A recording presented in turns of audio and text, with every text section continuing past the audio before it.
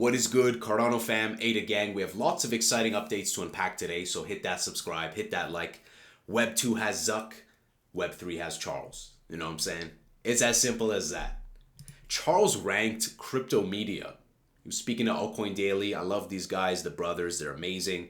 And I pretty much agree with this. Everything's linked below if you guys want to watch the full clip. But skipping to the end of this video, we see Altcoin Daily, we see Lex Fridman, Joe Rogan.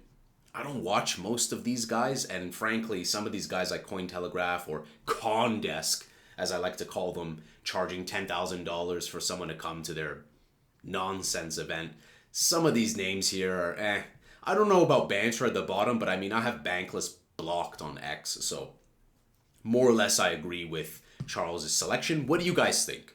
This snapshot here, do you guys mostly agree with this? Would you move any of these to the top, to the bottom? I more or less agree. These top three chads, and then you have MSM like Garbaggio, more or less. No disrespect to any of those outlets in particular. Sebastian says we managed to get a Cardano Plutus script to validate CIP25 metadata. Big implications here. It enables many new use cases. NFT AMMs, not easily doable in EVM. That sounds exciting, like NFT trading, automated market makers for NFTs, new interoperability standards, on-chain games, and we just open sourced it. So this is exciting, guys. I'm really looking forward to more NFT utility. I'm looking more forward to like on-chain gaming stuff. Why not? We're gonna have to revisit some of the other games that we took a brief look at weeks ago on Cardano that are on Epic Game Store to see, like, have they made good progress? Peter says from now on, you can see which tokens are waiting in the Cardano mempool. EUTXO.org, the site to look at these transactions and how they come in, is so bubbly and so innovative, and I love it. And now there's just more updates being done. So it's great to see that. Now you can see like the pending. You can see which tokens are waiting in the Cardano mempool. It's been 4 years since the Shelly hard fork, says Cardano Yoda. And Cardano Yoda, guys, is based. He has very objective, intelligent posts. Highly recommend you guys follow everyone mentioned in this video. In 2020, staking on Cardano started. There was never an error when distributing staking rewards because Cardano has liquid staking. It's native liquid staking. So it doesn't need third parties. It doesn't fall under scrutiny to be determined. It doesn't fall under that legal issues. Doesn't fall under the mishandling, the custody, right? The IOU slips. There's going to be a lot of issues. It's not to say there isn't a need for it, as we saw with Optim. Maybe it's like additional benefits, new APRs, things like that. It's not to say that there is not good, but this is baked into Cardano, and many other projects are looking to emulate that. It is scientifically proven that Cardano is the most decentralized blockchain in the top 10. Cardano has a Nakamoto coefficient of 58. Bitcoin and Ethereum have a Nakamoto coefficient of 2. And I think this is just accredited to the supply, delegators, the tokenomics in terms of the holding of the supply, also in regards to a variety of stuff, the governance, the treasury, Genesis keys, if I'm not mistaken. I got to take a closer look about the Genesis keys being like burned. But a lot of people are repeating the same old narrative of like, it's not decentralized. It's not, but it is. In my eyes, I see Bitcoin as like the jacked BTC. I like BTC. I have miners. I have them tucked away. Like, I think that there's a need for BTC. It's just like, for the use case of BTC, from what it was to what it's become, it's okay for it to be a store of value. But let Cardano be what Bitcoin wished to be. It's okay. Like in UX, we say design for the wild. It's fine if Bitcoin's use today has steered away from its intention. It's fine. It's just that there's going to be other innovation like Cardano. And what does Cardano need? A turbo light wallet. There's many wallets, but this is nice from Vesper. What Cardano has, a turbo full node wallet. So Vesper wants to put together a light wallet, something faster, snappier. Why not? I think that a lot of people have been saying good things about Vesper. Look at the comments here. Lol, this is a scam, no such thing. I don't agree with that. I think that Vesper, from the user experience I had, was very nice. It reminded me of Phantom, and many people jumped to this wallet. So let the wallet guys innovate and let the community decide with their vote if they support it or not.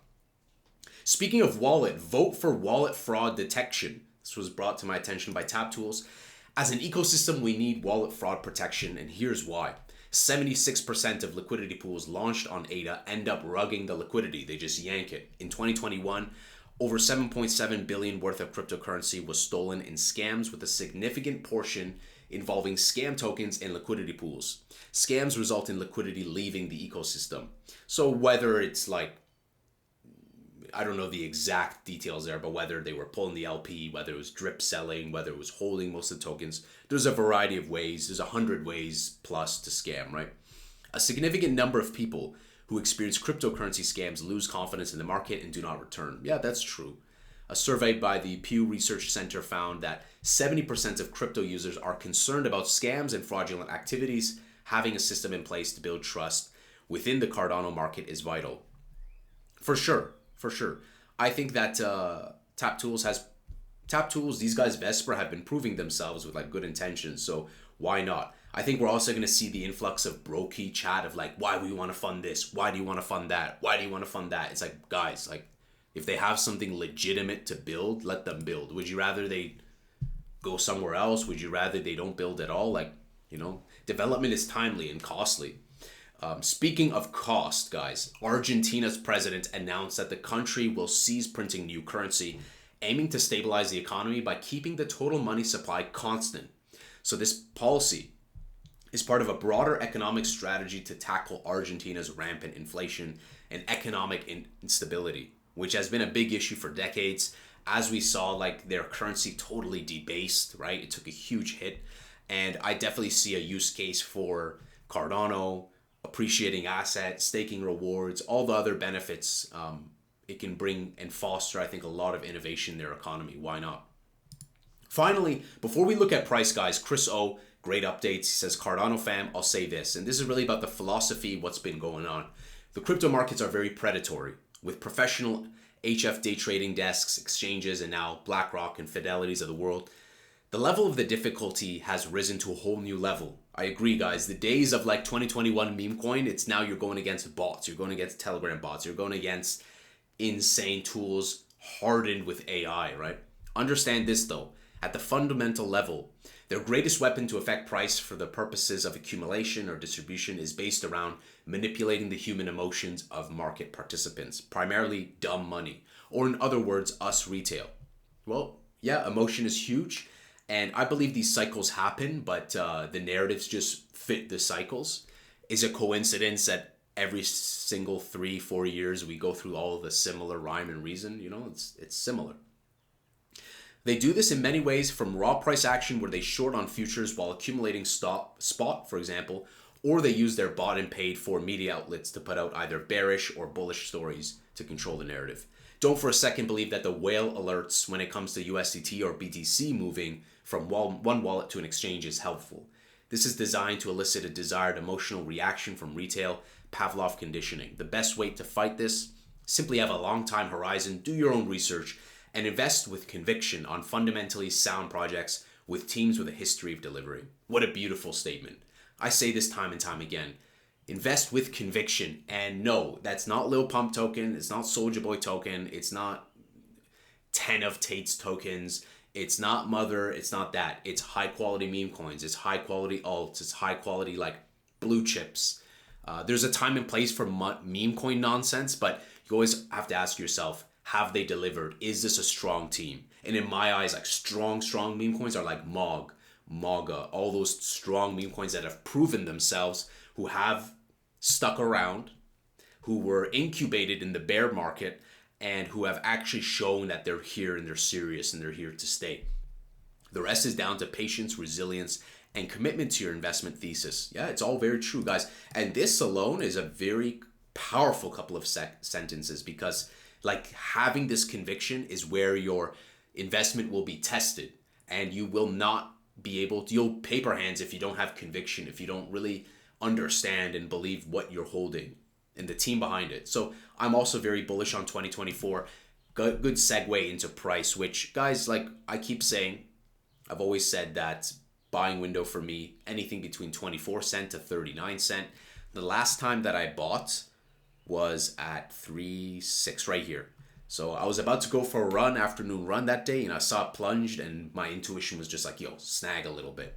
But not everything. I don't put all my stables all at once because I had a feeling like we had our original thesis. We still stay true to it, which we said post-halving, it's going to be sideways and bearish. And lo and behold, it has been.